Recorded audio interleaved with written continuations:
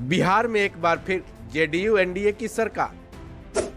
नीतीश ने जब जब बीजेपी से मिलाया हाथ, फायदे में कैसे रहे नीतीश कुमार। ये एक आकलन है कि नीतीश कुमार ने जब जब भी बीजेपी से हाथ मिलाया है तब तब नीतीश कुमार फायदे में ही रहे हैं। सवाल ये है कि किस आधार पर ऐसा कहा जा रहा है। अब जबकि नीतीश कुमार और बीजेपी बिहार की सरकार में एक साथ हो गए हैं, तब तमाम विशेषज्ञ अपने अपने हिसाब से अपने अपने विचार जाहिर करने शुरू कर दिए हैं।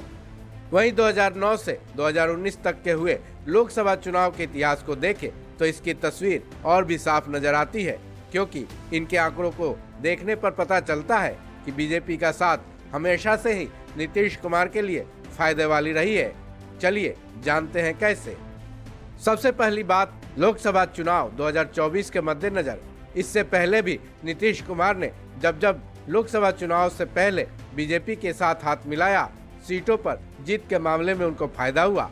नीतीश कुमार ने 2019 में जब लोकसभा चुनाव में जेडीयू, बीजेपी और एलजेपी एनडीए का हिस्सा थी, बिहार के 40 लोकसभा सीटों पर बीजेपी और जेडीयू ने 17 सीटों पर चुनाव लड़े थे। वहीं एलजेपी ने 6 सीटों पर चुनाव लड़े थे। 2019 के चुनाव में एनडीए ने 40 में से 39 सीटों पर शानदार जीत हासिल की थी, जिसमें बीजेपी और एलजेपी ने तो अपनी सभी सीटों पर जीत हासिल की थी। वहीं जेडीयू ने भी 17 में से 16 सीट पर जीत हासिल की थी। वहीं आरजेडी के लिए 2019 का लोकसभा चुनाव एक बुरे सपने की तरह साबित हुआ था, क्योंकि आरजेडी महज एक सीट पर ही जीत हासिल कर पाई थी। अब बात करते हैं 2014 के लोकसभा चुनाव पर। तब मोदी की लहर थी, लेकिन जेडीयू अकेले चुनाव मैदान में उतरी थी। जेडीयू ने अपने 38 उम्मीदवार चुनाव मैदान में उतारे थे, लेकिन महज 2 सीट पर ही जीत हासिल कर पाई थी। वोट शेयर भी 16% से कुछ ही ज्यादा रहा। यहाँ ये साफ तौर पर दिखा कि बिना बीजेपी या फिर एनडीए में शामिल हुए बिना जेडीयू की चुनावी मैदान में करारी हार मिली थी। अब जानते हैं 2009 के लोकसभा चुनाव का क्या हाल रहा था।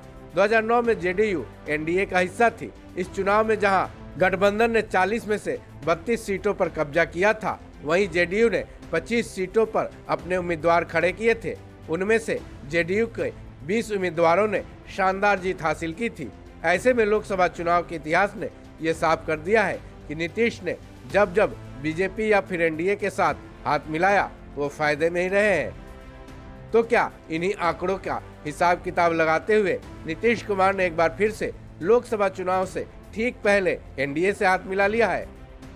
फिर भी अगर ऐसा भी है तो नीतीश कुमार के लिए लोकसभा चुनाव से ज्यादा बड़ी चुनौती 2025 में होने वाले बिहार विधानसभा चुनाव में मिलने वाली है। अब देखना यह दिलचस्प होगा कि उसके लिए नीतीश कुमार क्या रणनीति अपनाते हैं। इस खबर में बस इतना ही। बाकी अपडेट्स के लिए जुड़े रहें वन इंडिया हिंदी के साथ।